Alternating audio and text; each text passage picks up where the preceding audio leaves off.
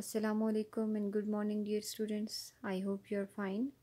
Welcome to your science class, and I'm your science teacher, Ms. Nida Zamud. Students, as you know that we were studying about teeth. In our previous lecture, we discussed milk teeth and permanent teeth.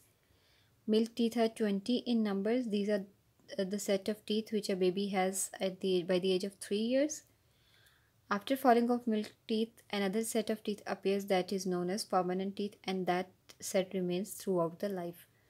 So today we will discuss about kinds of teeth. Open page number 38. Write down date and day here. Date is 29th July 2020. C.W is for classwork and day is Wednesday. Topic of discussion is kinds of teeth. दांतों की अक़साम. Our teeth cut, tear and grind the food. As you all know students कि हमारे teeth से हम कौन कौन से काम ले सकते हैं. हम किसी भी चीज़ को, कोई भी चीज़ जो हम खाते हैं हम उसको कट करते हैं. फ़र्स्ट ऑफ़ ऑल अपने टीथ की मदद से, ठीक है, कट कर सकते हैं, टीयर कर सकते हैं और हम उसको ग्राइंड कर सकते हैं यानी कि चबा सकते हैं. Teeth have special shapes to do this jobs. तो जो हमारे जो परमानेंट टीथ होते हैं या जो लाइक आप कह लें कि सेट ऑफ टीथ हमारे माउथ के अंदर प्रेजेंट है, they have special shapes to do this job. ठीक है, हर टीथ की अपनी अपनी जॉब होती है. यानी कि कुछ टीथ जो होते हैं they are use for cutting, some are used for tearing and some are used for grinding. So हर तरह के जो फंक्शन परफॉर्म करने के लिए डिफरेंट टीथ की डिफरेंट शेप्स होती हैं. Feel your teeth with your tongue. Do they have different shapes? Yes, they do have different shapes. तो इनकी शेप्स की बेस पर टीथ की डिफरेंट काइंड्स होती हैं. ठीक है, canines, incisors, premolars and molars. आज हमने यही डिस्कस करना है. First of all incisors. Incisors are front teeth are cutting teeth. ठीक है, जो हमारे फ्रंट टीथ होते हैं उनको इंसाइजर्स कहा जाता है और ये कटिंग टीथ होते हैं. ये वाले टीथ ये आप देख सकते हैं इस पिक्चर में, ये ऊपर और ये नीचे. These are also known as cutting teeth. अब इनकी शेप कैसे होती है? They have a sharp edge and are good for cutting. ठीक है, इनके एजेस जो होते हैं वो बहुत शार्प होते हैं. That's why they can cut the food easily.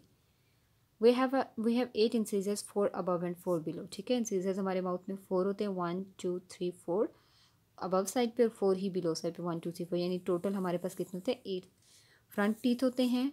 They are good for cutting.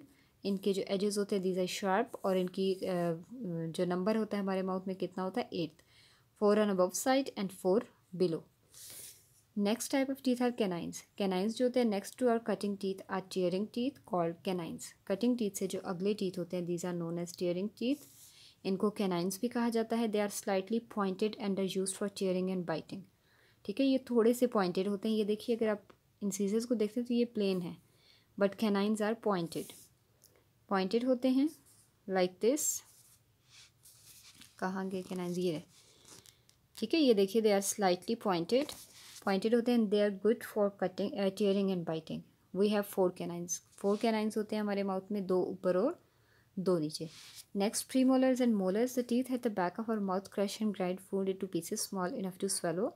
हम लोगों ने डाइजेशन वाले चैप्टर में पढ़ा था, जितनी अच्छी फूड की च्यूइंग होगी उसको स्वेलो करना इतना ही आसान होगा, फिर उसको डाइजेस्ट करना भी उतना ही आसान होता है. ठीक है, यानी कि जब भी हम फूड खाते हैं तो उसकी क्रशिंग और ग्राइंडिंग बहुत अच्छी होनी चाहिए छोटे छोटे पीसेज में, ताकि उसको हम स्वेलो ईजीली कर सकें. तो इस मकसद के लिए हमारे माउथ की बैक साइड पे टीथ होते हैं. They are known as premolar and molars. They are used for crushing and grinding food into smaller pieces. These are the premolars and molars. An adult has 8 premolars and 12 molars. ठीक है, हमारे अंदर premolars जो थे they are 8 and molars are 12. So we have discussed 3 types of teeth: incisors, canines and premolars and molars. Incisors are front teeth which are used for cutting. They have sharp edges.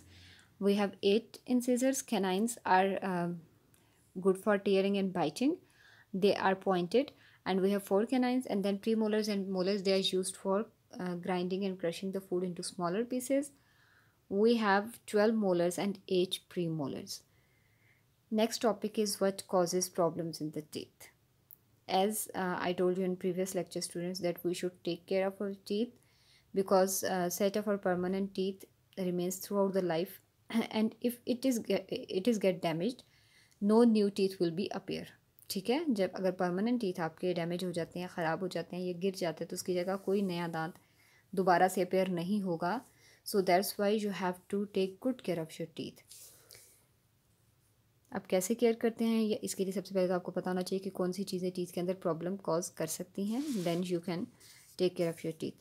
When we eat small bits of food get stuck between our teeth, brushing the teeth removes this food as well as germs. जब हम खाना खाते हैं तो food के छोटे छोटे particles जो होते हैं वो हमारे दांतों के दरमियान स्टक हो जाते हैं, फंस जाते हैं.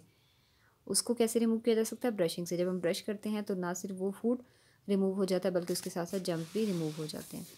But what happens if we do not brush? If we do not brush the germs change the sugar in food to a substance called acid. अगर हम ब्रश नहीं करेंगे तो जो जर्म्स होते हैं वो हमारे फूड में मौजूद शुगर को एसिड में चेंज कर देते हैं.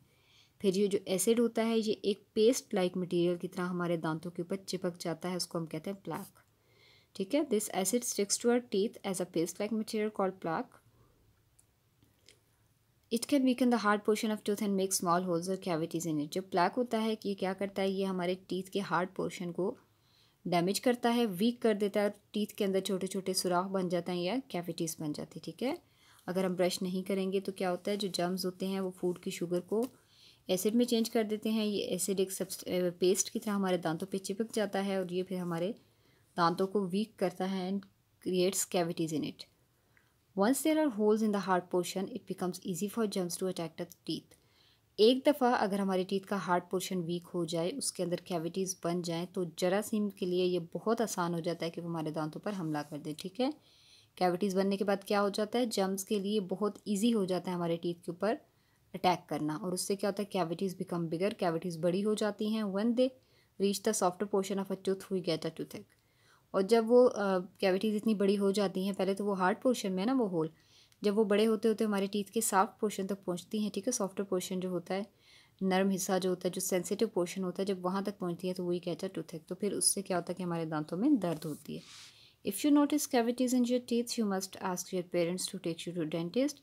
The dentist can stop the cavities from growing by filling them up. ठीक है. अगर आपको फील हो कि आपके दांतों में कैविटीज़ हैं, so you must ask your parents कि वो आपको डेंटिस्ट के पास लेकर जाएं. डेंटिस्ट अब क्या करेगा, वो कैविटी तो आपने डेंटिस्ट की एडवाइस पर अमल करना है, और सेकेंडली वो कैविटीज़ को स्टॉप करेगा, उनको फिल कर देगा. ठीक है. उस होल को फिल कर देगा. This is structure of tooth.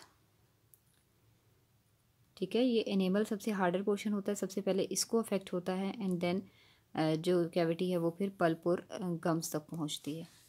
So that was all about today students. Thank you so much. अल्लाह हाफिज़. ईद मुबारक इन एडवांस. अब इंशाल्लाह आपकी ईद के बाद क्लास होगी. सो enjoy your holidays, enjoy your Eid. Allah Hafiz.